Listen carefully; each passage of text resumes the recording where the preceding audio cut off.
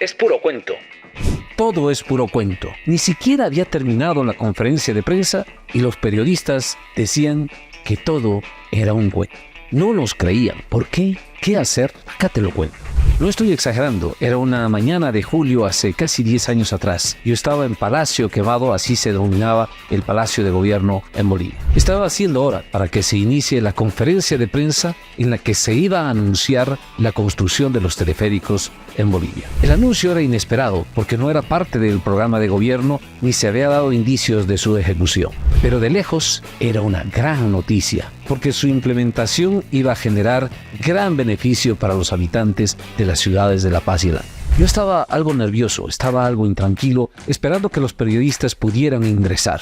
La noticia, por supuesto, causaría gran impacto porque iba a ser de gran beneficio para todos.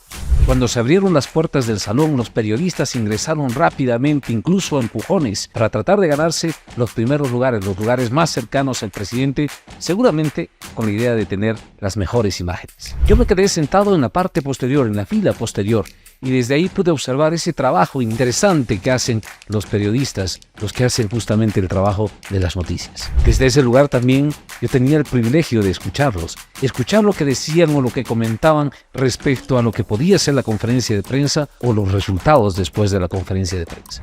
Recuerdo bastante bien cómo se desarrolló esa conferencia de prensa en la que se anunciaron la construcción de 3 líneas de teleférico.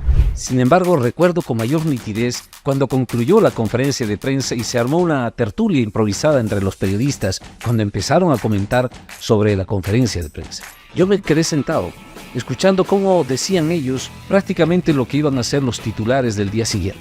Decían que era imposible ejecutarlo, que era solamente demagogia, que era un puro cuento y que se estaba anunciando eso para ganar en las futuras elecciones. Los periodistas presentes prácticamente estaban definiendo de que eso era puro cuento en base a lo que había sucedido años anteriores.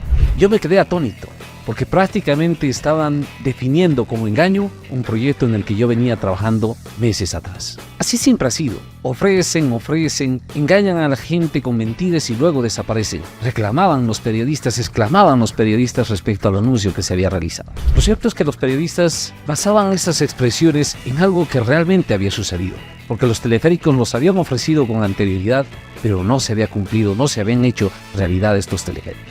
¿Qué hacer al respecto? ¿Cómo cambiar esa percepción errada de los periodistas? ¿Cómo cambiar esa situación? ¿Qué podría lograr yo si en ese momento me paraba en medio del salón y les decía a los periodistas que lo que estaban diciendo era falso y que en realidad lo que se había anunciado en la conferencia de prensa iba a ser realidad?